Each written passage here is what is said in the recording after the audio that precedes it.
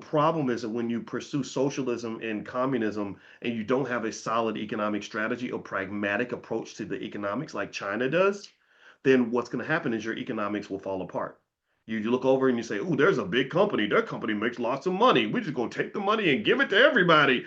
Well, okay, you can do that. Or we got all this money in the government. We're just going to print dollar bills forever. We're just going to print money because everybody get that. You need your economic advisors because your economic advisors will help you understand, as Zimbabwe learned, that if you just keep on printing money, you're going to have an inflation problem and your money will eventually be worthless. Anything that's given out in oversupply loses its value. Anything that's given in oversupply loses its value.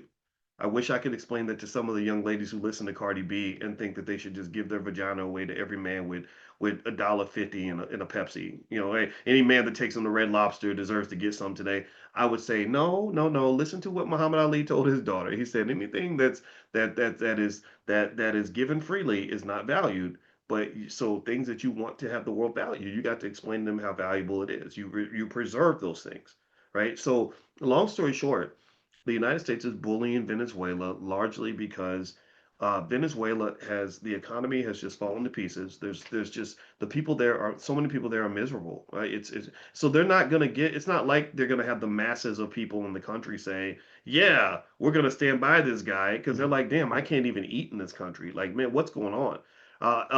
Also, which happens in a lot of your households, right? When you are a father and you never learned about economics, never learned how to provide, you never learned how to protect.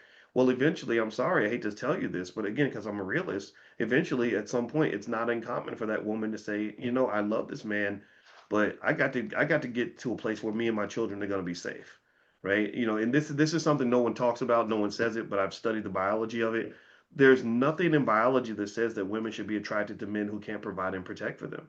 It's just now women, sure, there's certain expectations for women as well, but really, when I'm reading the biology is not trying to be politically correct and tell you the way things should be. The biology tells you the way things really are. Like if you go into the woods and you talk to bears and lions and giraffes, the females are attracted to the males they can provide and protect. And when they can't provide and protect, or when they're shown to be weak, they go to the stronger males. That's just the reality, right? So really the same thing might be true for the people of Venezuela.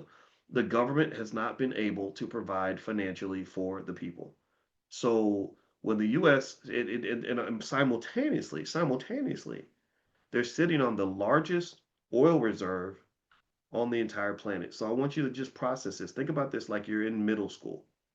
Imagine you're in the eighth grade and you got bullies everywhere. You know, you got different kinds of kids. You got the big strong ones, the little weak ones, the nerds of the different cliques, and the big bullies. All they want is they want lunch money. They you know they're let's say that they either have money or they don't have money, but they want more money, and they're looking to see who they can beat up and whose money they can take. So you have some little wimpy little kid, you know, some little nasally some little nasally kid with asthma, right? Who weighs 90 pounds and he has big old glasses on, but he has like $40,000 in his pocket.